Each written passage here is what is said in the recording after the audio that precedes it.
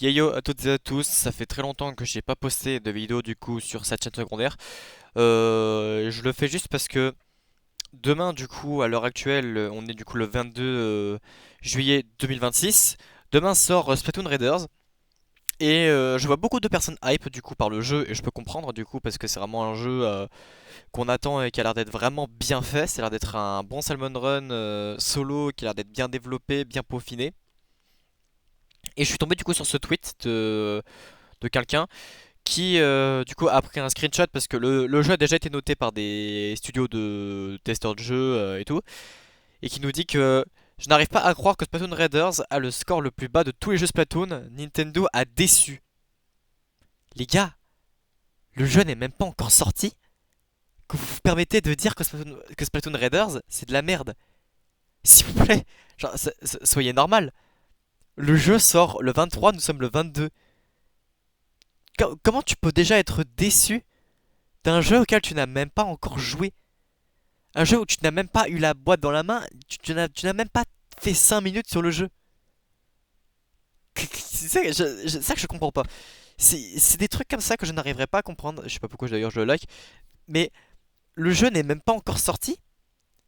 Qu'on se permet déjà de dire que c'est de la merde. Ça par contre, je comprends pas. Parce que si vous regardez, je vais juste taper du coup Nintendo américain ou Nintendo France. Peut-être qu'ils ont déjà mis les notes. Voilà. Si vous regardez, par Actu Gaming, jeuxvideo.com, GameWave et tout, vous voyez que le jeu est noté 8 sur 10, 17 sur 20, 80 sur 100, 17 sur 20, 8 sur 10. C'est c'est des bonnes notes. C'est des très bonnes notes. Mais ça, c'est des très bonnes notes données par des studios de jeux vidéo. C'est pas encore l'avis des joueurs. Donc ça se trouve avec l'avis des joueurs, le jeu peut encore plus noter, plus monter. Comment vous pouvez vous juger un jeu que vous n'avez même pas encore testé? Parce que ça se trouve, peut-être qu'ils ont raison que Splatoon Raiders c'est le jeu le plus pourri de tous les Splatoon qui sont sortis. Mais vous pouvez pas juger tant que vous n'avez pas joué. C'est ça que je suis en train de dire. C'est que vous ne pouvez pas vous permettre de juger un jeu auquel il n'est même pas encore sorti et auquel vous n'avez même pas encore joué. Et là, je parle pour Splatoon Raiders, mais je parle pour plein d'autres jeux aussi. Parce que c'est hallucinant que on se permet de juger des jeux qui sont même pas encore sortis et de dire que c'est de la merde. Ça, je vous comprendrai jamais ceux qui font ça. Je comprendrai jamais. Et, et ceux qui se sentent concernés, bah sachez que vous êtes bizarres. Voilà, je le dis très sincèrement, vous êtes bizarres. Vous êtes bizarre de juger quelque chose que vous n'avez même pas encore testé, lequel vous n'avez même pas vu, on va dire, tout le gameplay. Vous pouvez pas juger ce genre de choses quand, quand c'est pas encore sorti. Et je voulais aussi en profiter, puisque on a vu aussi, alors voilà, bon, du coup c'est direct demain. La boîte du jeu, du coup, on sait déjà qu'elle avait leak. Depuis un bon bout de temps, hein, ça a déjà été montré, du coup, qu'elle va ressembler à ça.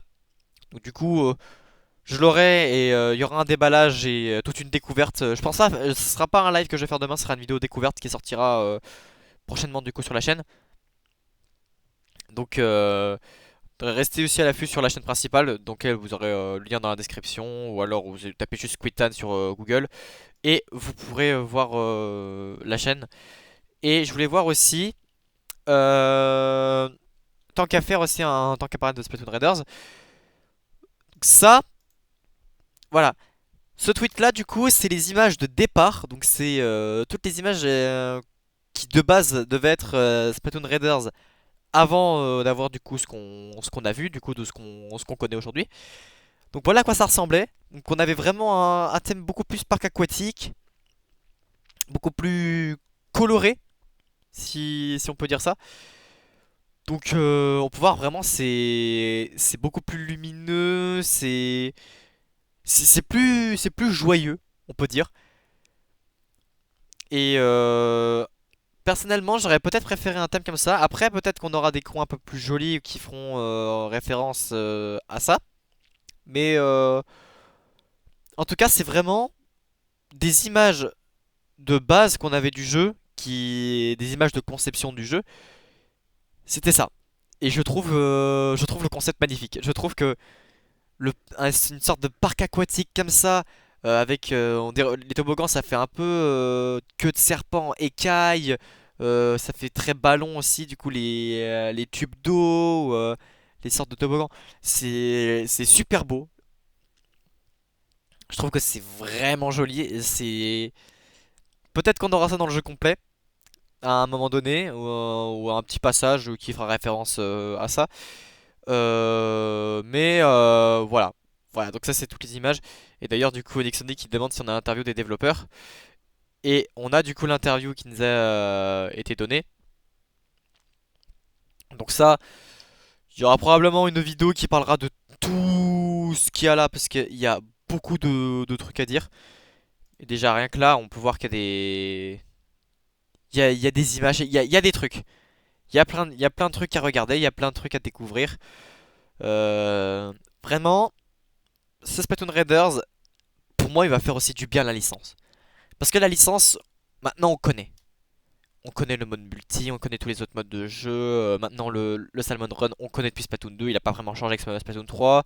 Les modes héros, maintenant on les connaît avec tous les Octariens.